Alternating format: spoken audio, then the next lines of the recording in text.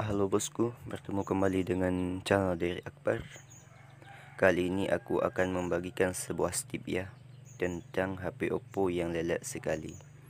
Apalagi HP kalian RAM-nya terlalu kecil dan kalian ingin bermain game yang kualitasnya terlalu besar. Nah, sekarang bagaimana cara meringankan HP Oppo kalian agar lebih maksimal performanya? Oke bosku, sekarang kalian bisa mengikuti step yang ada dalam video ini.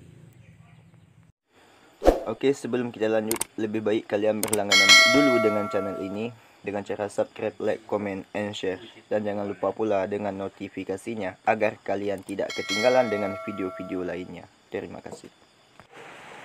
Oke bosku, sekarang kalian langsung buka HP Oppo kalian. Di sini kalian masuk ke menu setting atau menu peraturan. Oke, kalau sudah kalian scroll ke bawah, lalu kalian cari yang namanya tentang ponsel. Kemudian kalian klik di versi 7 kali ya. Lalu akan muncul mode pengembang seperti ini ya. Setelah itu kalian langsung kembali ya. Lalu kalian masuk ke pengaturan tambahan. Nah, di sini akan muncul opsi pengembang. Lalu kalian klik aja di opsi pengembang. Setelah itu kalian scroll ke bawah sampai menemukan zoom animasi jendela. Lalu kalian klik aja. Defaultnya itu ada beberapa macam ya. Ada skala animasi 0,5, ada skala animasi 1 kali, sampai ada skala animasi 10 kali. Namun kalian bisa mengaktifkannya atau menguranginya di 0,5 karena HP saya RAM-nya juga kecil sekali. Jadi yang HP RAM-nya 2 atau 1 GB, kalian bisa mengaktifkannya di 0,5 ya.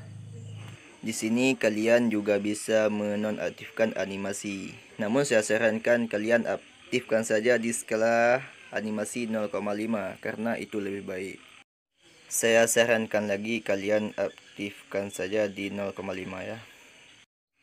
Begitu juga dengan skala animasi transisi.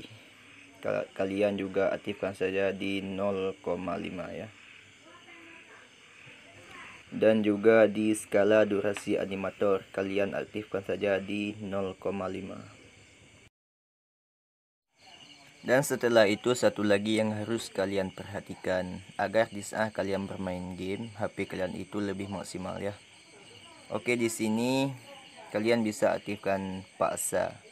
Nah, kalian bisa aktifkan paksa 4 kali MSAA ini. Untuk apa kita aktifkan paksa? Agar di saat kalian bermain game atau lainnya HP kalian itu nggak akan lemot lagi.